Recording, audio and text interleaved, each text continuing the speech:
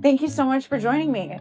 We have two of you here. It's from Winter Park Racquet Club. So let's go one by one. Tell us about your role. You are Director of Membership and Marketing, sort of. You have a much longer title. Tell us about yourself. How long have you been at the club? So I've been at the club for 2 seasons now. I'm the Director of Membership Engagement.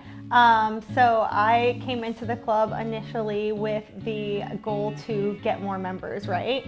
So we already have a good established amount of members, but we're always looking to grow our club. We have changed from a club that used to be a elderly demographic to now a multi-generational demographic, which is great. That's exactly what we want to see happening. So kids that grew up at our club are now coming back as adults with their own children. Oh, that's fun. And we're loving that. And we're also getting a lot of new families, people that have moved here from up north that want to live that Florida lifestyle. So that's definitely what we're seeing right now. And you're a creative director. Yes. So what do you do? Basically, I make sure that the club really reflects the membership's voice and our history, of course, whether that be through our visual assets or through the language that we use when we communicate with them.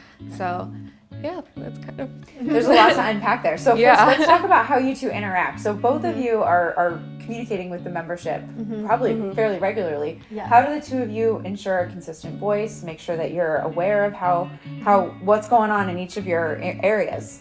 Well, we've become very good friends just working together. You kind of get that camaraderie when you're communicating so much, but basically, I'm telling her when new members onboard their name, we're sending out e-blasts, we're meeting about this, we're typing up bios about the family, including pictures.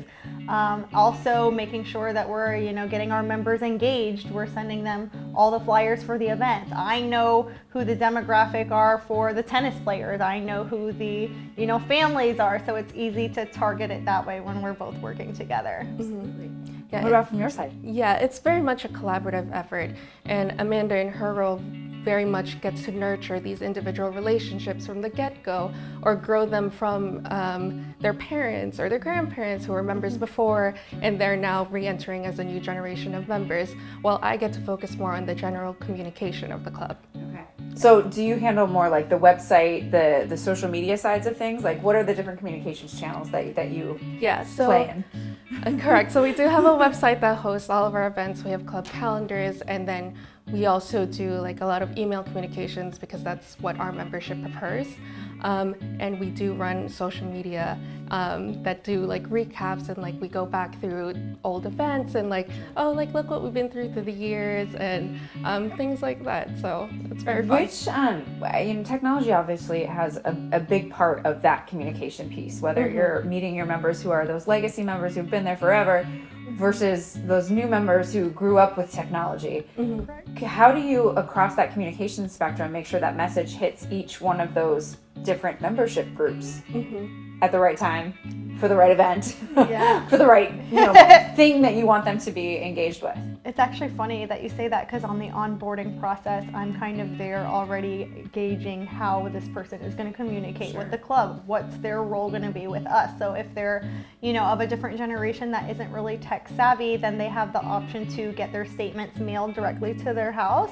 And they're also getting the club newsletter sent directly to their house in a paper form. We also do fridge magnets that have all the events for the year on them that will go directly on their fridge, and anybody can have those, but that's specifically helpful for someone who isn't tech savvy. And then other people can opt in on our app. We have our own app, so everyone has their own login. You can see your statement, you can see all of our events, you can register for events, you can make a dining reservation. So I think that is kind of the key if you do have a smartphone and technology and you do that. So our directory is on there. It's a very helpful tool. What do you find that members are looking for from the club now that they maybe weren't looking for a few years ago? I think it stays pretty the same, but mostly I would say just a place to interact socially. I mean, we all went through COVID, times were weird. We lost a lot of time to interact. So I think people want to interact. People people want to interact with other families. I think mainly when people move to the neighborhood and they're from, let's say, New York, and they're just looking for friends. They're just looking for a community, something to be a part of, I think. How do you ensure that brand voice kind of stays consistent across all of those different touch points? Yes, so consistently is definitely a key, and communication internally as well as externally is really, really important. Making sure that we're on the same page, and making sure that those resources that we have to ensure that our branding stays consistent is always available and on all our channels that we communicate on. That's a lot to do. There's a lot of different touch points. So when you look at that as it spreads across the club, are you working with, I mean, obviously you two work closely together, but I imagine you're working closely with your rackets professionals, your chef, your other coordinators within the company. What does that look like? What is that dynamic? 1000%. Like I mentioned before, like collaboration is really key, and I think we're lucky that our club is actually quite tight-knit in terms of our team.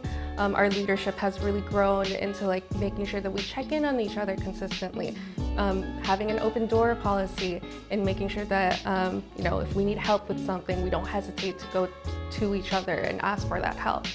So it's very much just like a very good environment to be in, and so that ensures our success with that. What's next for the member engagement, the communications, the creative side of Winter Park Racquet Club?